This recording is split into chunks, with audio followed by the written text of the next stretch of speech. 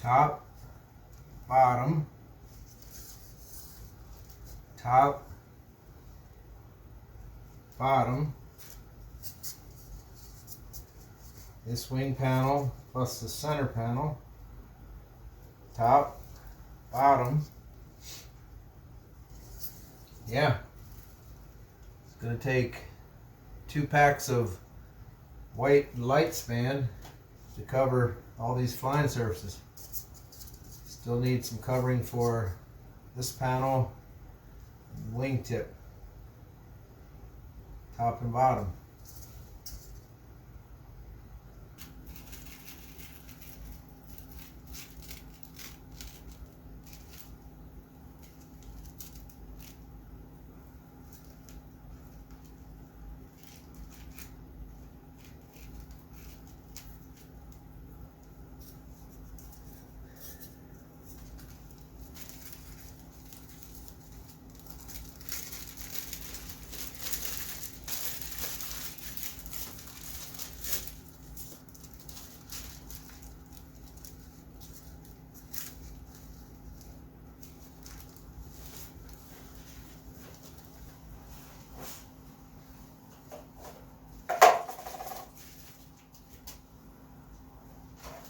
I'm going to cover all the flying surfaces, stabilizer and wing, like I did the fuselage. So cover it completely in white, and then I'll put my colors on top of that.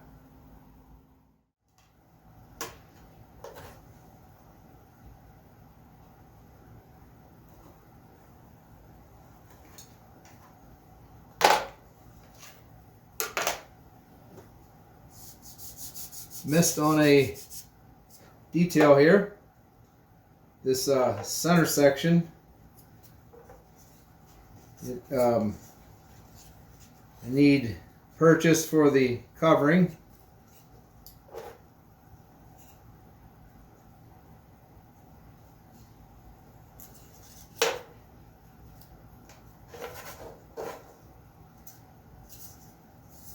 Right here, the rudder is going to be glued to the stabilizer, and I need to cut out the covering so I can glue wood to wood.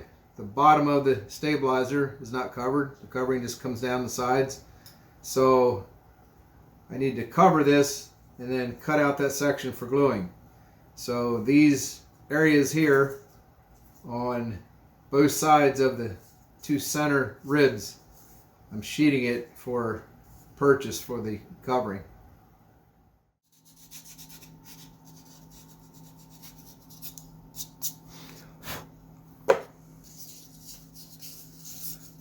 There is that sheeting done, both sides.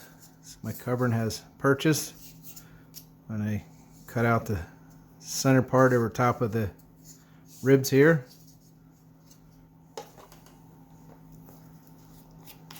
Boss lock time.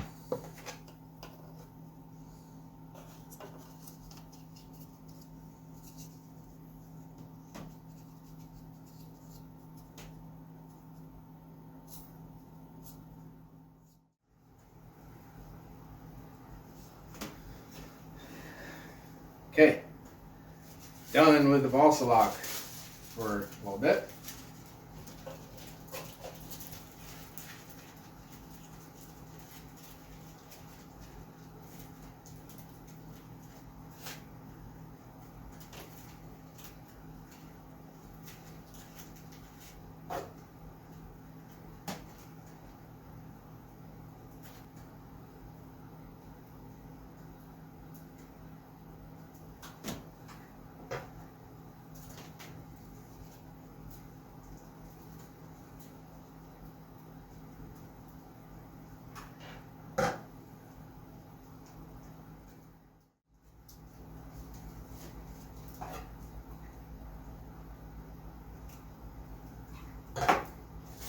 So I did my sections, and now I'm just going around all the way around the outside.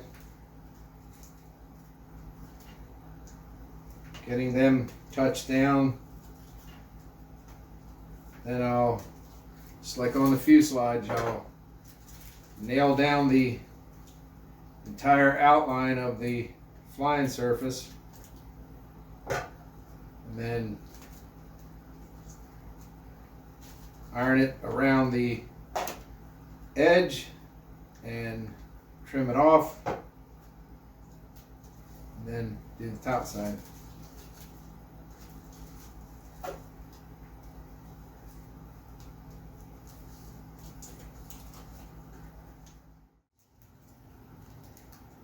I have all the edges nailed down, completely ironed down on the trailing edge, and just partway around the corners on the tips and the leading edge, both sides of the stabilizer. And I already have a pretty nice wrinkle-free covering job already. But I'll show you how I treat the tips of the stabilizer and the wing. I'll use my shrink on these. So before I trim the edge, the amount I want to iron around and do any slits at the sharpest bend, I will use that shrink to on the tips to get it stretched around. And what I do is I grab the extra covering that I've figured for myself to do this with, and I'll push up with my finger, same time stretch that covering around the tip, and I'll work my way around. If I can't get enough leverage, because this stabilizer is fairly light, I'll weight it down over there, and then with my iron, I'm up to a little over a third of the way. I will start working my way around, lifting up with my finger and pinching and pulling this covering around. I'm trying to really get that stretch around the corner to make for a much nicer looking tip. So I'm going to go around this tip here, and when I get it to the point I'm talking about, I'll show you. This is the extent that I stretch my covering around my wingtips or stabilizer tips. So I am past halfway pulling this extra covering down with a little bit higher heat. Now when I trim this off, cut slits at the sharpest point of the bend in here if I need to, and iron that down, when I do the same for the top and overlap it to the extent that I'm overlapping my covering, I'll use enough balsa lock. I'll make sure that gets nailed down. So I've used my stretch here, but I'll have nice smooth wingtips, no wrinkles, and I don't need to stretch anymore. This is going to be locked down with balsa lock when the top covering comes around there and I stretch it the same way. This is not going anywhere. So a little different treatment to the tips on stabilizer and the wing.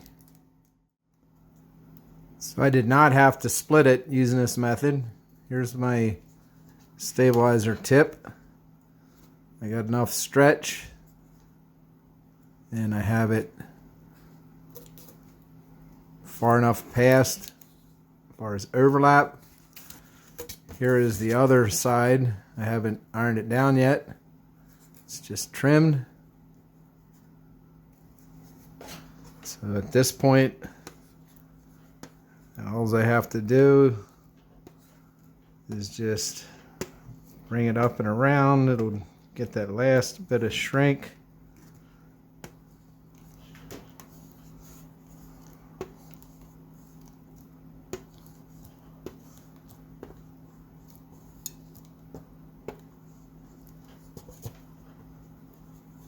Coming off the leading edge where I have my overlap here. I push it with the friction of the iron, kind of stretch it around that corner, and there is the other stabilizer tip. No slits, so that's going to be some nice smooth tips.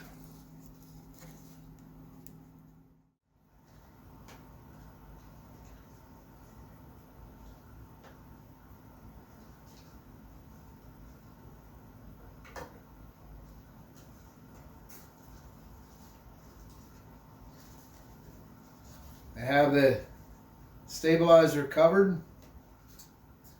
All the edges are trimmed and ironed down. I did not have to do any slits on the tips. They're looking nice and smooth.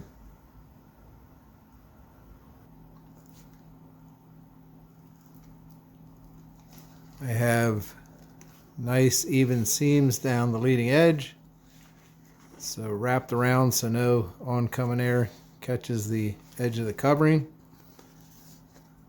This is just like the fuselage. I have a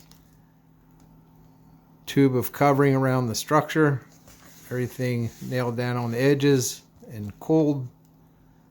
So I'll go ahead and shrink this and see how it comes out. The tips get a little more challenging with it being a tapered tip. So as I'm pulling this around and shrinking it, I have to pull it in all directions, and this should come out when I shrink it. I have it spread out evenly.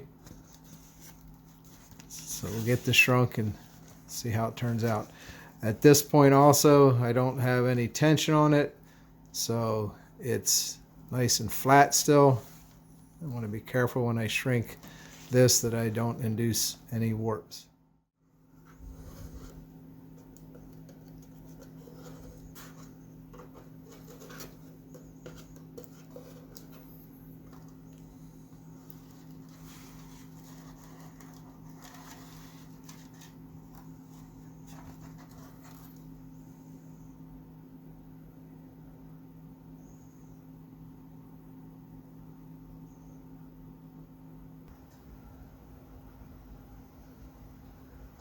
Pretty happy with that. That's how I do flying surfaces. Be the same method for covering the wing. It'll also be all white, and then we'll have to get some colors on both of these surfaces.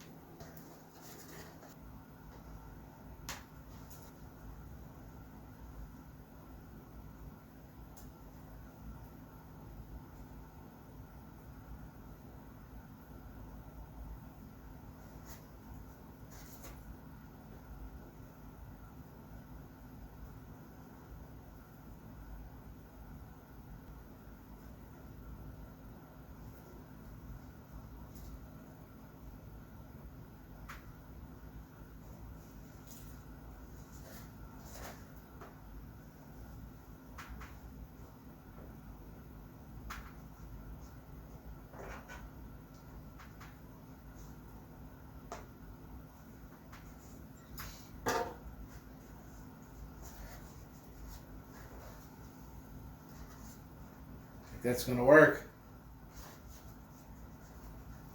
This is actually part of that same pattern. Do you see it? This is actually half of that pattern. I've just turned that diamond into a wingtip. Here's the pattern right here. So it's asymmetrical. That diamond is taller at the top.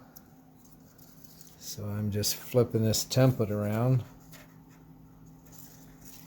It would go like this.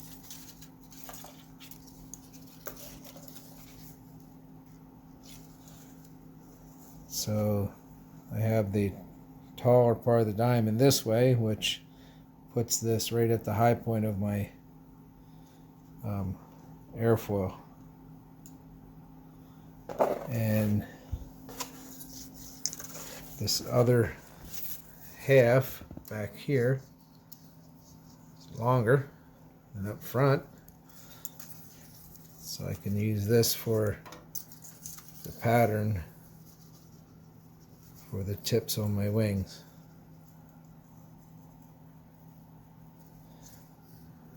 I got a lot more work to do.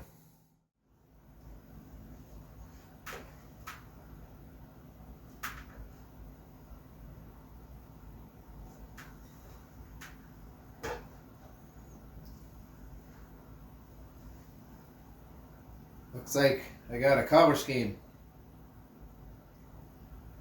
Love echoes. When you have shapes that echo through a color scheme. For some reason this looks right to your eye and you're not sure why.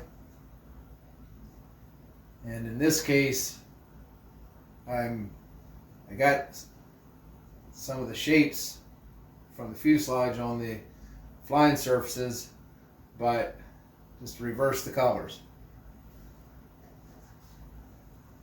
I gotta see something here.